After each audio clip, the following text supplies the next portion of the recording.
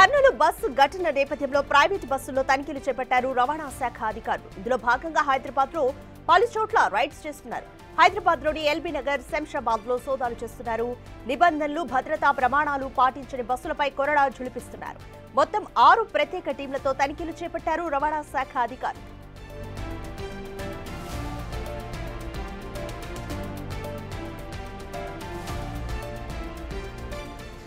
Hammer ఉండాలి, fire extinguisher వీళ్ళకు బండ్లకు ఎక్కగానే బ్రీఫ్ చేయాలి డైలీ. ప్యాసింజర్ కింద ఉండాలి, పైన ఉండాలి. నిన్న జరిగిన కర్నూలు బస్సు ఘటన నేపథ్యంలో ప్రైవేటు బస్సుల్లో రవాణా శాఖ అధికారులు ఈరోజు తనిఖీలు చేపట్టారు.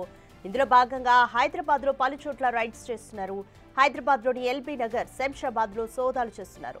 నిబంధనలు, భద్రతా ప్రమాణాలు పాటించని బస్సులపైన కొరడా ఝుళిపిస్తున్నారు. అయితే మొత్తం ప్రత్యేక 6 టీంలతో కూడా తనిఖీలు చేస్తున్నారు రవాణా శాఖ అధికారులు. ప్రైవేటు ట్రావెల్స్ బస్సుల్లో పాటించాల్సిన నిబంధనలను, నియమాలను కూడా అంతా పోలీసులు వారికి సూచిస్తున్నారు. నియమ నిబంధనలు పాటించని బస్సులను సీజ్ చేసేందుకు కూడా అధికారులు సన్నాహాలు చేస్తున్నారు.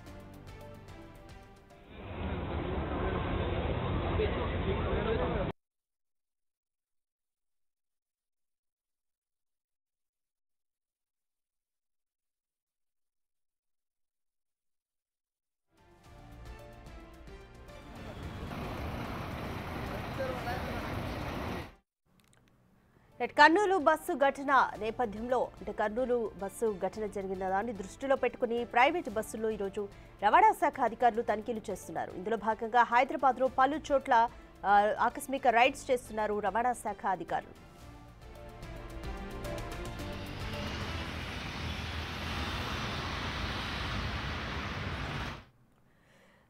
శంషాబాద్ దగ్గర ప్రైవేట్ ట్రావెల్స్ పై ఆర్టీ అధికారులు రైడ్స్ చేస్తున్నారు. మోర్ డీటెయిల్స్ మా ప్రతినిధి అనిల్ అందిస్తున్నారు.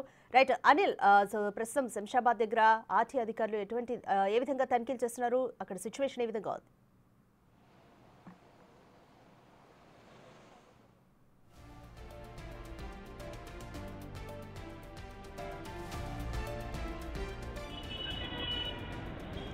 రవాణా శాఖ అధికారులు హైదరాబాద్ లో పలు చోట్ల ప్రైవేటు బస్సుల్లో తనిఖీలు చేస్తున్నారు. కర్నూలు బస్సు ఘటనను దృష్టిలో పెట్టుకుని ఈ రోజు తనిఖీలు చేస్తున్నట్లుగా తెలుస్తుంది. అయితే ఇందులో భాగంగా హైదరాబాద్ లో పలు చోట్ల రైడ్స్ చేస్తున్నారు ఆర్టీ అధికారులు. హైదరాబాద్ లోని ఎల్బీ నగర్, శంషాబాద్ లో కూడా సోదాలు చేస్తున్నారు. నిబంధనలు, భద్రతా ప్రమాణాలు పాటించని బస్సులపైన కొరడా ఝుళిపిస్తున్నారు. మొత్తం 6 ప్రత్యేక టీంలతో తనిఖీలు చేస్తున్నారు రవాణా శాఖ అధికారులు. నిబంధనలు అలాగే భద్రతా ప్రమాణాలు పాటించని బస్సులను సీజ్ చేస్తున్నారు. దీనిపై మోర్ డీటెయిల్స్ మా ప్రతినిధి అనిల్ అందిస్తారు. అనిల్, మీరు ప్రస్తుతం శంషాబాద్ లోనే ఉన్నారు. అక్కడ ప్రైవేట్ ట్రావెల్స్ లో ఆర్టీ అధికారులు ఏ విధంగా తనిఖీలు చేస్తున్నారు? కంప్లీట్ డీటెయిల్స్ చెప్పండి.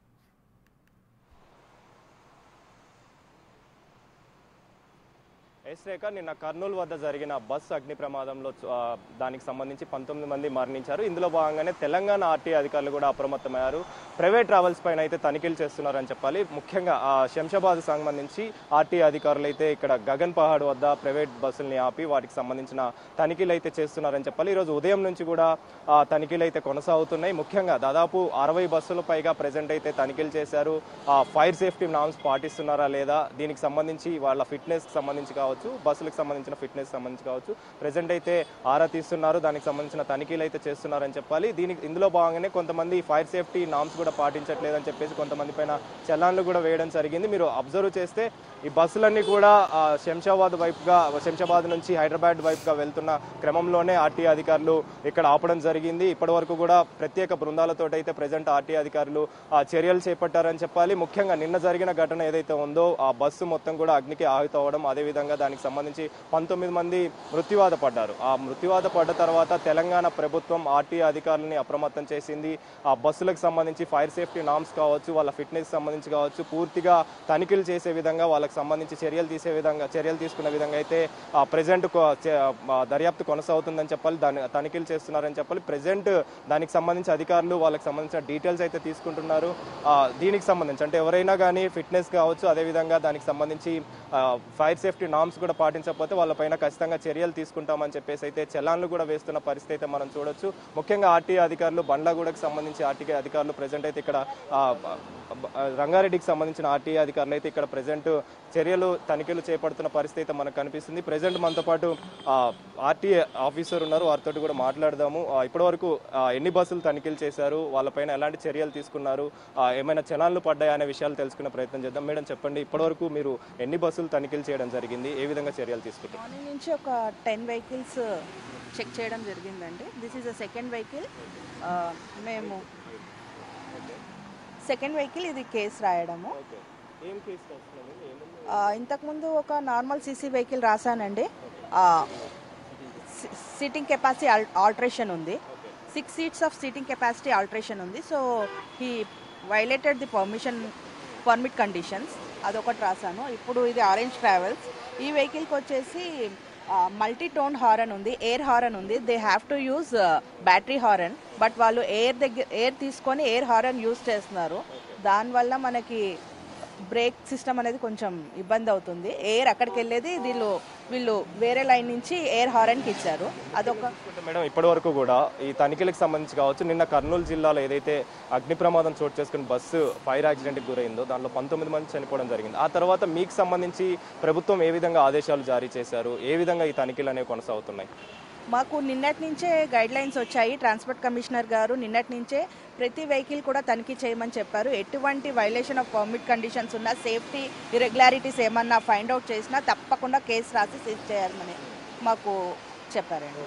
ఫిట్నెస్ విషయానికి వచ్చినా లేదా మీరు చెప్పినట్టు ఫైర్ సేఫ్టీ నాంశంని పాటించకపోతే ఏ విధంగా చర్యలు ఉంటాయి, వారి మీద ఏమైనా కేసులు పెట్టే అవకాశం ఉంటుందా? ఇప్పటివరకు అలాంటి చర్యలు ఏమైనా తీసుకున్నారా? కేసెస్ ఉంటాయండి, దానికి కాంపౌండింగ్ ఫీజు కలెక్ట్ చేస్తున్నాము. ఎక్కువగా మేజర్గా ఏమన్నా ఉంటే వెహికల్ సీజ్ చేస్తామండి. ఇప్పటి వరకు ఏమైనా సీజ్ చేయడం కానీ లేదా దీనికి సంబంధించిన చర్యలు కానీ ఏ విధంగా ఉన్నాయి మేడం? అలా అయితే ఇప్పుడు సెకండ్ వెహికలే అండి. 2 వెహికల్స్, ఒక వెహికల్ సీజర్కి పంపించాను ఆల్రెడీ. రాజేంద్ర నగర్ బస్ డిపోకి వెళ్ళింది ఒక వెహికల్, ఆల్రెడీ సీజ్లోకి పంపించాము. This is the second vehicle చేస్తున్నాము. అంటే రానున్న రోజుల్లో కూడా ఈ తనిఖీలు కొనసాగుతాయా? ముఖ్యంగా చూసుకుంటే డ్రైవర్ యొక్క నిర్లక్ష్యం కర్నూలు జిల్లాలో కనిపించింది. దానికి సంబంధించి తను కూడా సరైన రూల్స్ పాటించకపోవడం వల్ల ఇంత ప్రమాదం చోటు చేసుకుంది. కాబట్టి డ్రైవర్ల సంబంధించి కావచ్చు, వాళ్ళ స్పీడ్ లిమిట్కి సంబంధించి కావచ్చు, మీరు ఏ విధంగా చర్యలు తీసుకుంటున్నారు, వాటి మీద ఏమైనా ఫోకస్ పెట్టారా? స్పీడ్ లిమిట్ మీద అంటే ఆల్రెడీ అన్ని వెహికల్స్ కూడా స్పీడ్ గవర్నర్స్ ఫిట్ అయి ఉంటాయండి. దాన్ని ఏమన్నా ట్యాంపర్డ్ చేస్తే మటుకి చెక్ చేయాల్సి ఉంటుంది. Other than that speed governor అయితే ఈచ్ అండ్ ఎవ్రీ వెహికల్కి ఫిట్ అయి ఉంటుందండి.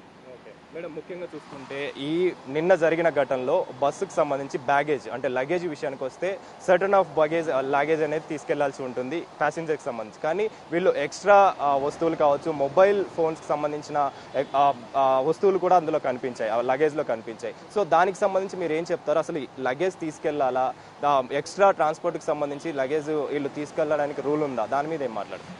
ఎవ్రీ టైం కూడా మేము ఆ కేసెస్ అనేది రెగ్యులర్గా రాస్తుంటాము. దాన్ని మర్చెంటైల్ గూడ్స్ అంటారు. అదర్ దాన్ ప్యాసింజర్ గూడ్స్ ఏది తీసుకువచ్చినా కూడా అది వైలేషన్ ఆఫ్ పర్మిట్ కండిషన్స్ కిందకే వస్తుంది. అవి ప్రతిసారి కూడా నెంబర్ ఆఫ్ కేసెస్ మేము రాస్తుంటాము. ఇదే ఫస్ట్ టైం ఏం కాదు, అది రెగ్యులర్ గా జరిగేదే. ప్యాసింజర్ లగేజ్ కాకుండా వేరేది ఏది క్యారీ చేయకూడదు. మన రంగారెడ్డి డిస్టిక్ లో అయితే మేము ఆల్మోస్ట్ మొన్నటి వరకు కూడా దసరా టైం కానీ అన్ని కూడా ఒక 20-25 వెహికల్స్ ఒక్కొక్కలమి రాసాము. సో ఆ టైంలో అయితే మళ్ళా ఏమీ వేయలేదు.